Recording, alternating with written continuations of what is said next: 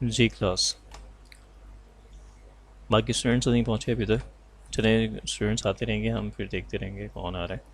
हम स्टार्ट करते हैं। हम ब्रेक से पहले बात कर रहे थे concepts of debit and credit. ये डेबिट क्या होता है और क्रेडिट क्या होता है भाई। ये भी टर्मिनोलॉजीज़ हैं हमारी अकाउंटिंग की, कि कौन सी चीज़ डेबिट होती है, कौन सी चीज़ क्रेडिट होती है, और किस सिचुएशन पे जाके ये डेबिट और क्रेडिट होते हैं। Right class. यहाँ पे मैंने 5 हेड्स आपके मेंशन किए हैं, account heads, assets, liabilities, owner, equity, expenses and revenue. आवाज़ आ रही है सबको मेरी? Yes sir. ओके, साथ रहिएगा। कुछ समझ में नहीं आए तो पूछ लीजिएगा। बार बार कह रहा हूँ, ये इंपॉर्टेंट है। ये चीज़ समझ में आएगी तो आगे चीज़ें कर पाएंगे, अदरवाइज़ अगर यहीं पे कन्फ्यूजन रहेगी आपको तो आप आगे भी सॉल्व नहीं कर पाएंगे। ठीक है। और ये सारा समझने ऑलमोस्ट आपका अकाउंटिंग और एमबीए जो है आपका, जो भी अकाउंटिंग और फाइनेंस के सब्जेक्ट हैं वो इस पे बेस कर रहा है। अच्छा जी, मैंने बात की है डेबिट और क्रेडिट की। डेबिट मीन्स क्या होता है और क्रेडिट मीन्स क्या होता है। अगर एसेट्स की बात करेंगे तो अब ये एसेट्स डेबिट कब होते हैं, क्रेडिट कब होते हैं, तो मैंने आप ऊपर ये चार्ट जो बनाया है, इंक्रीज़ और डिक्रीज़। एसेट्स जब इंक्रीज़ होते हैं तो वो क्या हो जाते हैं, डेबिट हो जाते हैं। ठीक है। तो हम डेबिट को डी आर इस तरह करके भी नॉर्मली मेंशन कर देते हैं। ठीक है। और डिक्रीज़ होते हैं तो वो क्या हो जाते हैं, क्रेडिट हो जाते हैं। Right class.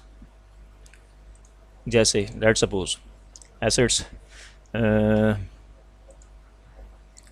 हमारे पास 1 लाख रुपए थे। 1 लाख रुपए मेरी कंपनी है इंडसइंड कंपनी। मेरे पास 1 लाख के एसेट्स ऑलरेडी थे। कैश था मेरे पास, या मेरे पास इन्वेंट्री थी, वॉट एवर जो भी था। सिर्फ कैश की बात कर लेता हूँ, कैश था मेरे पास 1 लाख रुपए। मेरे जो कस्टमर था मेरे जो कस्टमर थे मुहीद अंसारी, उनसे मुझे 50,000 रुपये क्या हो गए, रिसीव हो गए। मुहीद अंसारी जो कस्टमर है मेरे, मुझे उनसे 50,000 रिसीव हो गए। तो वो मेरा एसेट क्या हुआ, इंक्रीज़ हुआ डिक्रीज़ हुआ? जी क्लास, इंक्रीज। बात समझ में आ रही है? इंक्रीज़ हुआ। Increase sir. जब इंक्रीज़ हुआ मेरा एसेट तो फिर क्या होगा, डेबिट होगा या क्रेडिट होगा? Sir debit. क्रेडिट डेबिट होगा। होगा, डेबिट होगा, ये डेबिट होगा याद। सर। हाँ, अब ये जो चार्ट है इसको याद रखने की ज़रूरत है, यानी कि इसको जहन नशीन कर लीजिएगा। Right class. तो जहन नशीन कीजिएगा कि कौन सी चीज़ इंक्रीज़ होती है। तो सिंपल एसेट्स का याद रखना है, जब भी इंक्रीज़ होंगे, जब भी मेरे पास एसेट्स इंक्रीज़ हो जाएगा तो मेरे पास डेबिट हो जाएगा। और जब पैसा चले जाएगा मेरे पास से, लेट सपोज मैंने अपने सप्लायर को पेमेंट कर दी। ठीक है। फिर ये सप्लायर है सैयद साजिद हुसैन राजा साहब, तो मैंने उनको क्या कर दी, पेमेंट कर दी 20,000 रुपये। तो मेरे पास 20,000 रुपये क्या हो गए, वो अमाउंट 20,000 से क्रेडिट हो गई। राइट। इसकी एंट्री किस तरह होगी वो भी हम इसको अभी करेंगे जब। अच्छा, अब आ जाते हैं लाइबिलिटीज़ पे। लाइबिलिटीज़ एसिड्स का वाइस वर्सा है। जब भी ये इंक्रीज़ होंगी तो क्या होंगी, ये क्रेडिट क्रेडिट। होंगी। और जब भी ये डिक्रीज़ होंगी तो क्या हो जाएंगी, डेबिट हो जाएगी। राइट। डेबिट। सिमिलरली लाइबिलिटीज़ का ही जो सिचुएशन है वही ऑनर सिक्योरिटी के साथ है। ठीक है। यानी कि जो लाइबिलिटीज़ की ट्रीटमेंट है ऐसे डेबिट क्रेडिट की, वही हम ऑनर सिक्योरिटी के साथ करेंगे। राइट। अब आया तो एक्सपेंसेस। एक्सपेंसेस जब भी इंक्रीज़ होंगे हमारे, यानी कि ख़र्चे जब भी बढ़ेंगे, उस अमाउंट से वो डेबिट हो जाएंगे, और एक्सपेंसेस जब कम होंगे तो वो क्रेडिट हो जाएंगे। ठीक है। Let suppose last month Eid का गुजरा है। ईद पे ऑब्वियसली क्या होते हैं, थोड़े से एक्सपेंसेस बढ़ जाते हैं, क्योंकि ईद की प्रिपरेशन वगैरह करनी होती है, कपड़े और एक्स वाई जी, ये घर की चीज़ें है ना, ऐसे ही होता है ना सबके साथ। हाँ भाई, ऐसे ही होता है ना, जो आपको यस सूट सर। आपको ईद पे सिलवाना है, नॉर्मली आप रेगुलर बेसिस पे आप वो सूट या वो कपड़े या वो खर्चा नहीं करते जो ईद पे स्पेशली करते हैं। राइट। या अगर इन केस अगर किसी की, आप में से किसी की शादी वगैरह है, तो शादी की ओकेजन एक ऐसा ओकेजन है जिस पे एक्सपेंसेस बढ़ जाते हैं। तो जो भी एक्सपेंसेस आपके बढ़ रहे हैं वो क्या हो जाएंगे, डेबिट होंगे। क्या हो जाएंगे वो, डेबिट। डेबिट। डेबिट हो जाएंगे। अब आ जाती है बात रेवेन्यू की। तो रेवेन्यू क्या होता है भाई, रेवेन्यू सिंपल सा याद रखिएगा। लोग कंफ्यूज हो जाते हैं कि रेवेन्यू क्या होता है, प्रॉफिट क्या होता है, कि दोनों को एक ही चीज़ को कंसिडर कर रहे होते हैं। रेवेन्यू क्या होता है, रेवेन्यू वो चीज़ है जो हमारी सेल्स हैं। जो भी सेल्स हो रही हैं वो हमारा क्या है, सिंपली रेवेन्यू है। ठीक है। जब भी सेल्स इंक्रीज़ होगी ये रेवेन्यू इंक्रीज़ होगा वो क्रेडिट हो जाएगा, और जब भी सेल्स कम होगी तो वो डेबिट हो जाएगी। तो ये चार्ट याद रहेगा जी क्लास, ये चार्ट याद रहेगा आप लोगों को। Yes sir. सर इस कॉन्सेप्ट को समझ नहीं आया। हाँ, इस कॉन्सेप्ट को समझना है, समझ में आया ये? नहीं सर। हाँ सॉरी सर, थोड़ा लेट ज्वाइन किया मैंने, लाइट की वजह से। एक बार दोबारा बता देंगे? चलो बस अब आप रिकॉर्डिंग देखना। बस सिंपली हमने ये बताया इसके अंदर, सिंपली हमने ये बताया इसमें कि ये जो हेड्स हैं हमारे 5 हेड्स, जब इंक्रीज़ होंगे तो क्या होंगे और डिक्रीज़ होंगे तो क्या होंगे। सिंपल ये बात बताई है हमने, ठीक है। अब इसको ही हम अपने सर हाँ बोलें बोलें बोलें बोलें। Sorry to interrupt you sir, assets जो हैं जब इंक्रीज होंगे तो वो डेबिट किस तरह होंगे? वो देखते हैं ना कैसे होंगे। अब इधर आ जाइए ज़रा, ये मैंने आपसे शेयर किया और ये मैंने आप लोगों को शेयर भी करा दिए, राइट।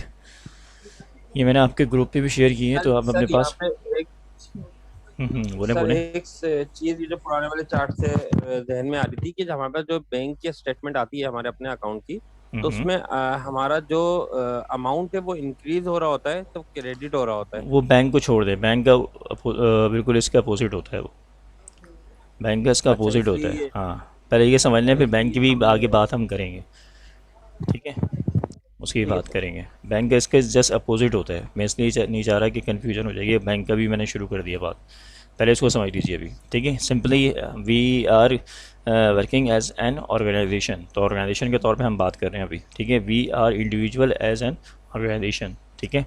अब ज़रा ये क्वेश्चन आप देखिएगा, ये क्वेश्चन है, इसके अंदर आपको जनरल एंट्रीज़ भी बनानी है, आपको लेजर ट्रायल बैलेंस सब बनाना है, ठीक है। लेकिन अभी जो हम यूज़ कर रहे हैं वो सिर्फ़ और सिर्फ बात कर रहे हैं जनरल एंट्रीज़ की और उस कॉन्सेप्ट की, और डेबिट और क्रेडिट जो हम करने जा रहे हैं, राइट क्लास, ठीक है। ठीक है, यस इसमें सर। देखें पांचों चीज़ें बनानी है इसी क्वेश्चन पे, लेकिन अभी हम इस क्वेश्चन से सिर्फ और सिर्फ क्या बना रहे हैं, क्या बना रहे हैं, general entries. General entries. General entries pass on करनी है, ठीक है। जनरल एंट्रीज़ क्या कर रहे हैं, पास कर रहे हैं, ठीक है जी। अब देखें जुलाई 1 की बात कर रहे हैं, डेट वाइज मैं चलूँगा और कोशिश करूँगा ये सारा ये क्वेश्चन मैं कंप्लीट करवा दूँ, उसके बाद आप लोग खुद अपने तौर पे कीजिए। क्वेश्चन नंबर 1 जो मैं बात कर रहा हूँ, mister A invest 100,000 cash in pioneer advertising agency. यानी कि मिस्टर ए ने क्या किया, इन्वेस्ट किया 1 लाख पाइनियर एडवर्टाइजिंग एजेंसी के अंदर इन्वेस्ट कर दिया, ठीक है जी। अब क्या होगा इस इन्वेंट्री में, सर ये अमाउंट निकला है, गया है। हाँ क्या हुआ है, ये अमाउंट कंपनी से Sir, गया cash है। will be debit and credit will be capital. हाँ क्या हुआ भाई, I was saying cash will be debit and credit will be capital.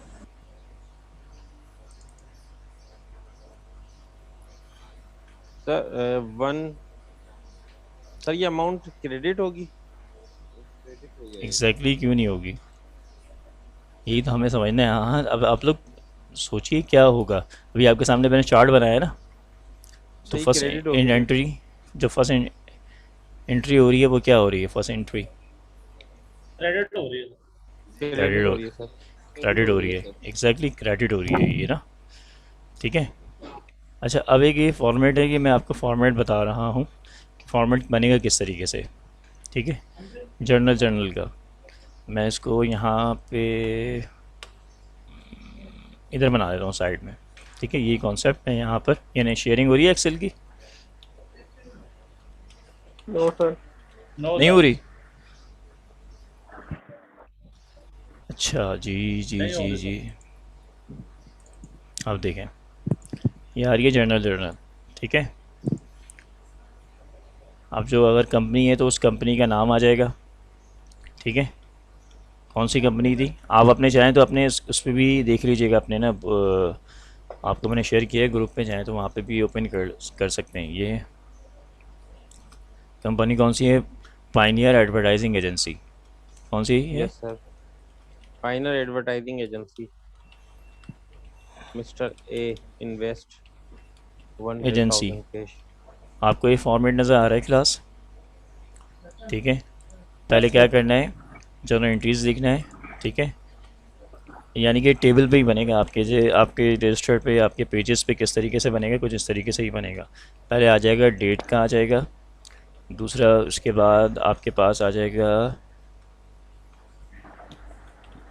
Accounts title and explanation.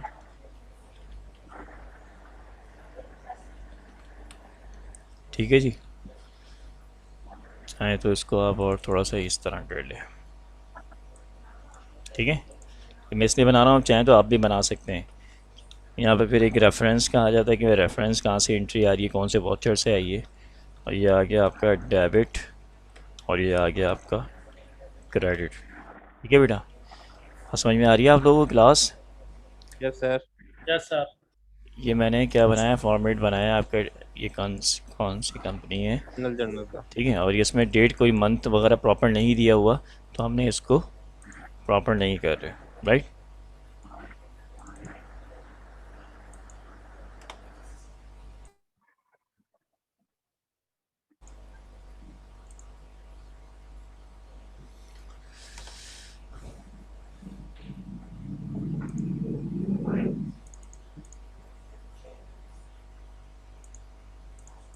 ठीक है जी क्लास। अच्छा जी, बात क्या हो रही थी कि उन्होंने 1 जुलाई को क्या किया था। 1 जुलाई को उन्होंने 1 लाख रुपए क्या किए, इन्वेस्ट किए हैं किसमें, पाइनियर एडवर्टाइजिंग एजेंसी में। स्पेलिंग गलत लिख दिया मैंने एडवर्टाइजिंग की। अच्छा भाई, टाइपिंग मिस्टेक हो तो उसे दरगुजर कीजिएगा।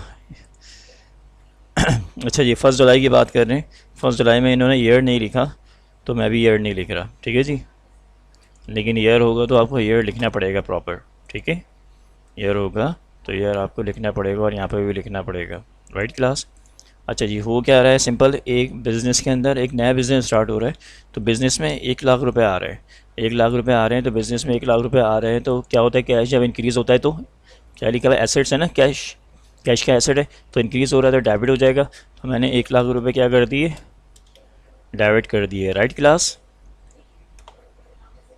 सर ये कंपनी में आ रहा है या मिस्टर ए इन्वेस्ट कर रहा है कहीं और? मैं मिस्टर है इन्वेस्ट कर रहा है। इन्वेस्टमेंट का मतलब यही है ना कि कोई बिज़नेस स्टार्ट कर रहा है, काम स्टार्ट कर रहा है ना। इन्वेस्टमेंट क्या होती है, जब कहीं सही। इन्वेस्ट करते हैं इसका मतलब है कोई काम कर रहे हैं। जैसे मैं इन्वेस्ट कर देता हूँ शेयर्स के अंदर, मैं इन्वेस्ट कर देता हूँ प्रॉपर्टी के अंदर, है ना, तो कुछ ना कुछ तो हो रहा है ना।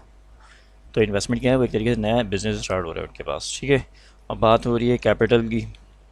और जो कैपिटल है, कैपिटल क्या हो रहा है भाई इसका, जब इंक्रीज़ हो रहा है, कैपिटल इंक्रीज़ हो रहा है, ऑनर्स इक्विटी में आता है ना, हम्म। है ना। तो ऑनर्स यस इक्विटी में आ रहा है, यानी कि बिज़नेस स्टार्ट हो रहा है, तो 1 लाख रुपए से ये भी क्या हो गया, इंक्रीज़ हो गया। तो ये भी मैंने क्या कर दिया, क्रेडिट कर दिया। राइट, उसको कुछ इस तरीके से लिखना है। ये जो फॉर्मेटिंग कर रहा हूँ, कैश बिल्कुल एक कॉर्नर पे, कैपिटल थोड़ा सा, जो भी क्रेडिट हो रहा होगा वो सेंटर से स्टार्ट कर दें या थोड़ा सा आगे से स्टार्ट कर दें। ठीक है, बात समझ में आ रही है क्लास? अब यहाँ पे सिंपली क्या करना है, जो भी आपके पास एंट्री दी हुई है, एंट्री क्या दी हुई है, mister A invest 100,000 cash in pioneer advertising agency. ठीक है, तो सिंपली आपको भी यहाँ पे क्या कर देना है, सिर्फ ये लिख देना है कि इन्वेस्ट कर रहे हैं, किसने इन्वेस्ट किया, मिस्टर ए ने इन्वेस्ट किया। Mister A invested cash in business. ठीक है, तो यहाँ पे भी डिस्क्रिप्शन लिख रहा हूँ, mister A invested cash in business. ठीक है जी, यानी कि ये क्या बताया जाता है, इसका मतलब ये होता है कि जो भी ट्रांजेक्शन की ये पता चले किसने कहाँ से आया है पैसा। अगर मैं सिर्फ इसको हटा दूँ, लेट सपोज ये डिस्क्रिप्शन नहीं लिखूँ, तो पता चलेगा मेरे पास ये कैश कहाँ से आया, पता चल रहा है? नहीं पता चल रहा है। सर। लेकिन जब मैं डिस्क्रिप्शन लिखने का पर्पज़ ही ये होता है कि वो एंट्री को जस्टिफाई कर सके, भाई हुआ क्या था। मैंने यहाँ पे लिख दिया mister A invested cash in business. ठीक है, ये मेरी ट्रांजेक्शन कंप्लीट हो गई। Sir hmm, sir here is a query please. जी जी बोलिए। सर ये हम जो लिख रहे हैं, अकाउंट लिख रहे हैं, ये हम लिख रहे हैं पॉइनियर एडवर्टाइजिंग एजेंसी का। तो इसमें जो कैश वो कोई ए पर्सन जो है ना इन्वेस्ट कर रहा है, तो वो डेबिट कैसे होगा? ठीक है, ये एक तरीके से बिज़नेस स्टार्ट हो रहा है। ये क्या हो रहा है? बिज़नेस स्टार्ट हो रहा है। जब भी एसेट्स आएगा कंपनी के अंदर, यानी कि आएगा, तो इसका मतलब ये है कि इन्हेंस हो रहा है, इंक्रीज़ हो रहा है। ठीक है, इसको इस तरीके से समझ लें, मेरे पॉकेट में जो भी आएगा वो डेबिट हो जाएगा, जो भी मेरी पॉकेट से जाएगा वो क्रेडिट हो जाएगा। बात समझ में आ रही है? आपकी जेब में जो भी कैश आप खर्चा करते हैं वो क्रेडिट हो जाता है, और जो सैलरी, दोस्तों से उधार लिया हुआ और ये पैसा आपके पास आ जाता है, वो सब क्या हो जाता है? डेबिट हो जाता है। बात समझ में आ रही?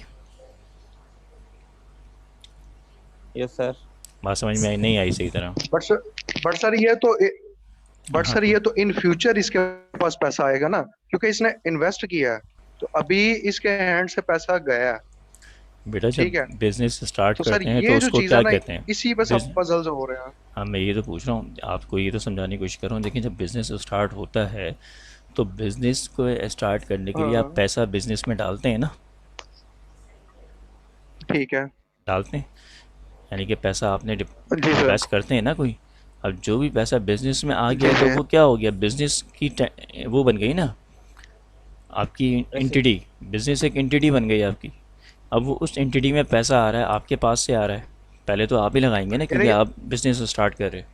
जब भी तो आपने कैपिटल किया है, यहाँ पे देखें, यहाँ पे ठीक हो कैश गया सर, डेबिट सही। किया है, और जब भी यानी आपने कैपिटल इंक्रीज़ हो रहा है तो कैपिटल को आपने क्रेडिट किया है, क्योंकि ये भी इंक्रीज़ हो रहा है। यानी कि बिज़नेस में आप ही का पैसा लगा हुआ है, जो भी पैसा आपने लगाया वो आपने लगाया है। ठीक है, यानी कि मैं अगर एक यूनिट लगाने जा ठीक हो रहा गया हूँ सर। एसी बनाने का, तो एसी बनाने के लिए अगर मैं 10 लाख रुपए डिपॉजिट कर रहा हूँ बिज़नेस स्टार्ट करने के लिए, ठीक है, डिपॉजिट नहीं कर रहा, आई मीन पैसा लगा रहा हूँ 10 लाख रुपए, तो वो मैंने बिज़नेस स्टार्ट किया तो वो कैश आ गया। ठीक है, अभी मैंने उस कैश से कुछ भी नहीं किया, सिर्फ मैंने बिज़नेस ठीक है। स्टार्ट किया है। अब मैं उससे खर्चे करूँगा। अब देखें क्या क्या खर्चे करता हूँ। Is that clear? मतलब क्या yes sir, sir. Yes sir. मतलब क्या सर, जो हमने उसमें इन्वेस्ट किया है, ठीक है, हम्म, वो उसी लेवल पे रहा है। But exactly. हम इन उससे फ्यूचर उससे वो ही हमें करेंगे। इन फ्यूचर हमें वो डबल हो के आएगा, या जितना भी प्रॉफिट आएगा। अबे भाई, डबल प्रॉफिट नहीं आएगा। अभी कुछ एक्टिविटी करोगे तो एक्सपेंस कुछ प्रॉफिट एक्सपेंस आएगा ना। कुछ एक्टिविटी नहीं, की नहीं जस्ट है। एक सर, रॉ एक मटेरियल लेंगे, हाँ, ये अभी वो। तो लेंगे ना, जो भी लेंगे रॉ मटेरियल सब एंट्रीज आएगी यहाँ पे, सबकी चीज़ें आएंगी यहाँ पे, सब चीज़ें आएंगी यहाँ पे। ठीक ये हो तो गया मैं कह रहा सर। हूँ, आगे तो बढ़ें आप, आगे तो सब करें फिर। अब अच्छा, नेक्स्ट जी एंट्री सर। क्या है आपकी? नेक्स्ट एंट्री देख रहे हैं आप लोग? अब अपने तौर पे नेक्स्ट देखिए भाई, चाहिए मैं सर, यहाँ पे पढ़ ऑफिस रहा हूँ। Equipment. Office equipment office. Costing 5000 इस purchase of 5000 on account. On account, on account का मतलब है क्रेडिट पे लिया आपने। कौन सी तारीख को लिया? जुलाई 1 को ही। अब ये देखिएगा, 1 जुलाई को इन्होंने क्या किया? ऑफिस इक्विपमेंट लिया। तो ऑफिस इक्विपमेंट क्या है? एसेट है। Yes sir. तो क्या हो जाएगा? एसेट हमारा इंक्रीज़ हो रहा है, डिक्रीज़ हो रहा है? So increase इंक्रीज़ हो account रहा है। payable क्रेडिट में आएगा। इंक्रीज़ हो रहा है, तो 5000 मेरा क्या आ गया भाई? डेबिट हो गया। ठीक है, तो क्रेडिट क्या हो रहा है? account क्रेडिट क्या payable हो रहा है? मैंने ख़रीदा है, ये कैश पे नहीं ख़रीदा है, इन्होंने बताया ऑन अकाउंट। तो on account means credit, credit पे ख़रीदा। तो यहाँ पे मैं क्या लिख दूँगा? अकाउंट्स पेबल, लाइबिलिटी की बात कर रहा हूँ मैं। तो जब भी लाइबिलिटी बढ़ती है तो क्या होती है? क्रेडिट होती है। बात समझ में आ रही है? Muzammil, Anas, Moeed, Abdullah, Arif, Imran, yes sir. सबको आ रही है? असद? तो अब मैं यहाँ पे यस सर। इसकी क्या करूँगा? सर आवाज भी ड्रॉप हो रही है, आई थिंक।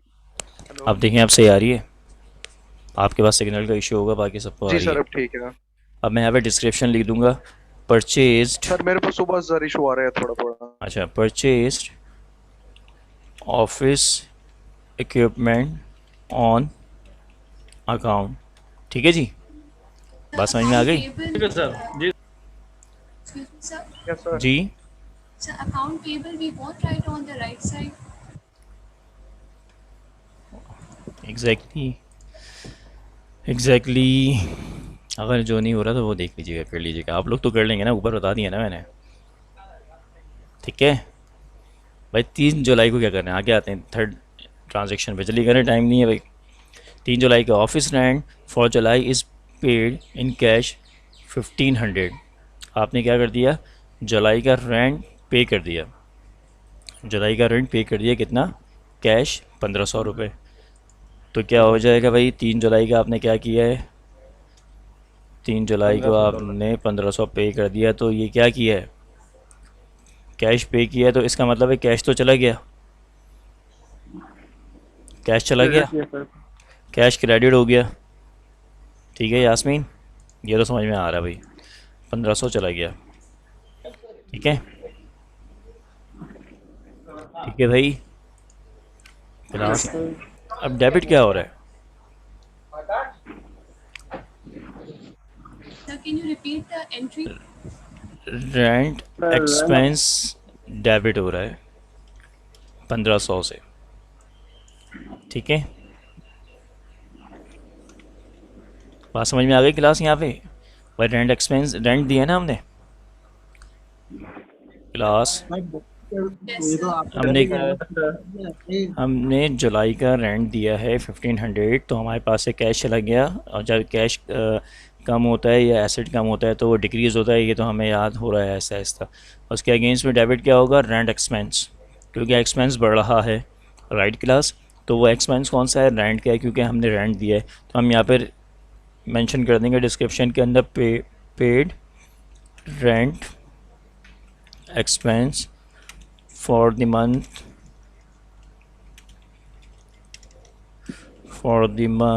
Of July.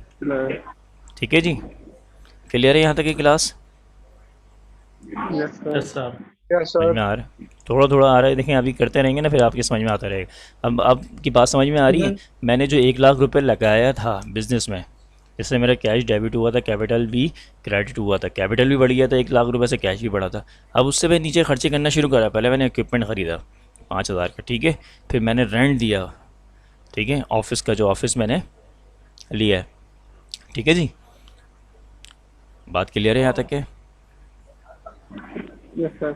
अच्छा, अब इसके अंदर भी एक ट्विस्ट है, लेकिन वो उस ट्विस्ट को इस एंट्री में मैं अभी मेंशन नहीं करने जा रहा, मैं बाद में करूँगा उसको, जब हम आगे एडजस्टिंग एंट्रीज करेंगे तो मैं उसमें ये चीज़ समझाऊँगा। ठीक है, अभी तो उसको आप आसानी से इसी तरीके से समझे कि हमने रेंट दे दिया है जुलाई का। राइट क्लास, उसके बाद आए नेक्स्ट एंट्री पे, जुलाई 4 की एंट्री है। ये कह रहे हैं 6000 is paid for a 1 year insurance policy that will expire next year on June 30। ठीक है जी, वो कह रहे हैं कि 6000 आपने क्या कर दिया, पे कर दिया 1 ईयर इंश्योरेंस। ठीक है, और ये एक्सपायर होगा जून 30 को नेक्स्ट ईयर की। ठीक है, तो अभी मैं क्या कर रहा हूँ, मैंने 4 जुलाई को क्या किया है भाई, इंश्योरेंस के पैसे भरे हैं। तो इंश्योरेंस क्या है, itself Expense. and expense cash. है। अब यहाँ पे देखें कैश और क्रेडिट का कुछ नहीं लिखा हुआ, तो इट मीन्स क्या हो गया, ये कैश ही दिया है आपने। ठीक है, तो आपका पहले कौन सा एक्सपेंस डेबिट हो जाएगा, insurance expense. Insurance expense, very good. और उसके बाद आपका कैश क्या हो जाएगा, क्रेडिट हो जाएगा। कितना है भाई ये, 6000 है। समझ में आ रहा है सबको। ठीक है, अब इसमें क्या लिखूँगा मैं, पेड इंश्योरेंस एक्सपेंस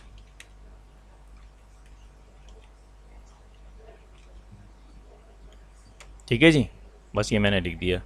और मैं डिस्क्रिप्शन क्यों लिख रहा हूँ, वही चीज़ उठानी है जो आपकी वहाँ पे एंट्री में दी हुई है ना, उसी की थोड़ा सा एक आप उसी का पोर्शन इसमें लिख दें, जिस पर बात कंप्लीट नज़र आ जाए कि हाँ भाई पैसा आपने क्यों दिया है, किस चीज़ का दिया है, सिंपल। ठीक है बेटा, आगे बढ़ें, आगे बढ़ें भाई। 5 जुलाई को कह रहे हैं an estimated 3 month supply of advertising material is purchased on account from arrow supply for 2500। उन्होंने 3 महीने का एक एस्टिमेटेड क्या किया, एडवर्टाइजिंग मटेरियल ख़रीद लिया ऑन अकाउंट। ऑन अकाउंट का मतलब मैंने बताया क्या, On payable. क्रेडिट पे, Account क्रेडिट, क्रेडिट सही वर्ड यूज़ करें, credit.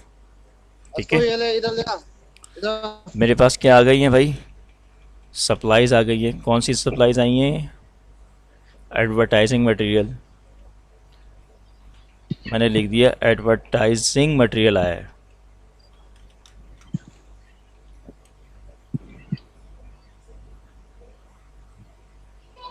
won't write advertising expense. No no no, it is not the advert expense, it is a material. लेकिन आपकी एंट्री में क्या लिखा हुआ है? Supply of advertising material. Advertising expense तो वो हो गया तो कम्प्लीटली आपने उसको सेपरेटली मेंशन कर दिया, ठीक है। यानी कि ये मुझे लग रहा है ये कोई कंपनी जो है एडवर्टाइजिंग ही है कंपनी। ऊपर कंपनी का नाम लिखा हुआ है ना, क्या लिखा हुआ है? पाइनियर एडवर्टाइजिंग एजेंसी, ठीक है। एडवर्टाइजिंग एक्सपेंस वो आता है जब आपकी मैन्युफैक्चरिंग कंसर्न होती है और उसकी आप एडवर्टाइजिंग कर रहे होते हैं, ठीक है। आपका जो कोर बिजनेस है वो तो क्या है? एडवर्टाइजिंग फैसिलिटीज़ प्रोवाइड करना। समझ में आ रही है? ये जो कंपनी है पाइनियर एडवर्टाइजिंग एजेंसी, ये क्या करती है? एडवर्टाइजिंग करती है दूसरी कंपनीज़ के बिहाफ पे। बात समझ में आ रही है? तो उसके लिए उनको कैमरेज चाहिए, स्टाफ चाहिए और XYZ जो भी मशीनरी वगैरह रिक्वायर्ड होती है रिकॉर्डिंग करने के लिए, ठीक है ना, एडवर्टाइजमेंट के लिए वो। तो ये वो है। बात समझ में आ गई भाई? Yes sir. कितने का लिया एडवर्टाइजिंग मटेरियल भाई? ये 2500 का लिया है, ठीक है। ऑन अकाउंट लिया तो उसका मतलब है ऑन अकाउंट मतलब क्रेडिट है लेकिन रिटर्न में नहीं है ना। ऑन अकाउंट रिटर्न में इन्होंने कहीं नहीं लिखा हुआ इस तरह का नोट्स वगैरह का। तो ये भी क्या हो गया? अकाउंट्स पेबल हो गया, ठीक है भाई। अकाउंट्स पेबल हो गया। ये भी कितना हो गया भाई? 2500 से। इसके डिस्क्रिप्शन लिख लेंगे आप, purchase advertising material on account, ठीक है। क्लियर लिख लेंगे या मैं लिख दूँ? चलो मैं लिख देता हूँ, purchased advertising material on account. अगर किसी सप्लायर का नाम लिखा होता तो आप उसका भी नाम लिख देते हैं। ऑन अकाउंट फ्रॉम लिखा हुआ, अच्छा लिखा हुआ है arrow supply, from arrow supply, ठीक है जी।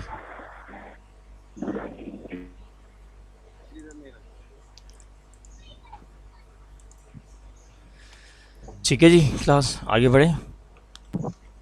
5 जुलाई के बाद है जुलाई 9 जुलाई है। Hire 4 employees to begin work on July 15।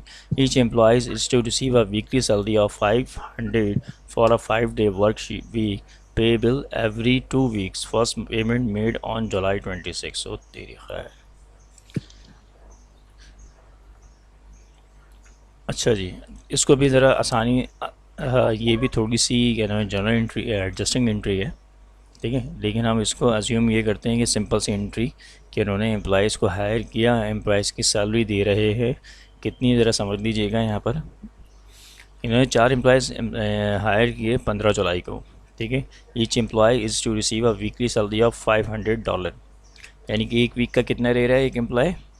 $500। तो 4 एम्प्लॉय कितने लेंगे? $2000, ठीक है। ऐसी है। अच्छा, अब आगे क्या बता रहे हैं? Payable every 2 weeks। क्या होगा? एवरी 2 weeks का क्या होगा? पेबल होगा first payment made on July 26। जो पहली पेमेंट हुई वो कब हुई इनको? 26 को हुई। यानी कि उन्होंने बताया कि पेबल क्या होगा? हर 2 महीने बाद होगा। इन्होंने 15 से जो है स्टार्ट किया तो 15 से लेके 5-5 दिन थे, तो 15 से लेके 20 से 25 ये 5 जी सर 2 weeks 2 weeks की बात कर रहे हैं ना। आफ्टर 2 weeks वो पे करेंगे। तो 2 weeks, एक वीक के उन्होंने 5 वर्किंग डे बताएं, तो उन्होंने 15 से स्टार्ट किया था ना। 15 से लेके 20 तक 5 दिन हो गए, एक वीक हो गया। फिर 21 से लेके 25 तक सेकंड वीक हो गया अकॉर्डिंग टू दी डेट्स, ठीक है। तो 26 क्या हो गई? इनका थर्ड वीक शुरू हुआ। तो इसका मतलब ये हुआ फर्स्ट वीक की जो सैलरी है वो हर एक वीक बाद मिलेगी, ठीक है। यानी कि 15 डेज़ बाद मिलेगी पेमेंट। क्लियर है क्लास? बात समझ में आई इसकी? Yes sir. यानी कि ऐसा नहीं है कि वीक एंड हुआ सैलरी मिल गई, वीक एंड हुआ सैलरी मिल गई, नहीं। यानी कि कंपनी 1 महीने की सैलरी होल्ड करेगी और 1 वीक की रिलीज़ करेगी। 1 वीक की होल्ड करेगी, 1 वीक की रिलीज़ करेगी, राइट। तो मैं सिंपली आप इसको ज़रा इस तरह समझ लीजिए अभी कि सिंपली हम क्या कर रहे हैं, 1 वीक की सैलरी दे रहे हैं 26 जुलाई, ठीक है। वैसे तो यहाँ पे अभी एंट्री होने का ज़रूरत नहीं है। क्यों? क्योंकि हमने पेमेंट कब की है? 26 जुलाई को। समझ में आ रही है? लेकिन क्या हो जाएगा जब आप ये 26 जुलाई से पहले पहले एंट्री करेंगे, ठीक है, 9 जुलाई की बात कर रहे हैं, अगर सबके पास खुली भी हो, 9 जुलाई की हम बात करें कि हमने 4 एम्प्लॉयज़ हायर किए। अब जब वो 15 से स्टार्ट करेंगे तो इसका मतलब है हमारे ऊपर लाइबिलिटी क्रिएट होती जाएगी ना, सैलरीज पेबल की बात होती जाएगी ना, है ना? बात समझ में आ रही है क्लास? बात समझ में आ रही है? Yes sir. हाँ? अगर मैं बात करूं, अगर 25 जुलाई की, मैं यहाँ पे 25 कर रहा हूँ, यहाँ पे कहीं 25 का जिक्र नहीं है, यहाँ पे कहीं 25 का जिक्र नहीं है, लेकिन मैं 25 की बात कर रहा हूँ। तो अगर मैं सैलरीज एक्सपेंस देखूँ, सैलरीज एक्सपेंस कितना हो गया? 2000 हो गया 25 तारीख तक, ठीक है। और ये क्या हो गया? Salaries payable. सैलरीज पेबल यानी कि मैंने अभी तक सैलरीज दी नहीं है। बात समझ में आ रही है क्लास? लाइबिलिटी बढ़ गई ना मेरी, तो मैंने सैलरीज पेबल कह दिया उसे। बात समझ में आ रही है? Yes sir.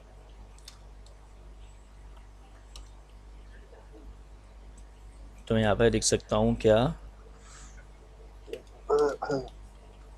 To record salaries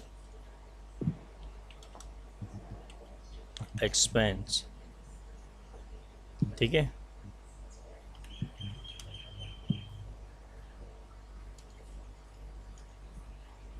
from 15 to 25 जुलाई, ठीक है जी।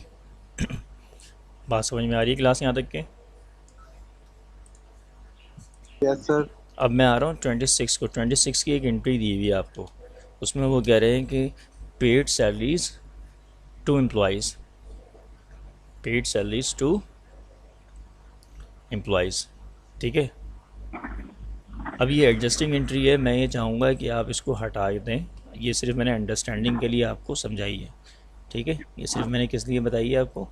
अंडरस्टैंडिंग के लिए। जब हम एडजस्टिंग एंट्री करेंगे तो उसमें फिर हम इतनी टेक्निकल चीज़ें और करेंगे, लेकिन ये भी मैंने सिर्फ समझाने के लिए बताई है, तो इसको सिर्फ ध्यान में रखिएगा। अब डायरेक्ट अब सैलरीज बता रहे हैं। सैलरीज 2 वीक्स की कितनी है भाई? सैलरीज 2 वीक्स की आपकी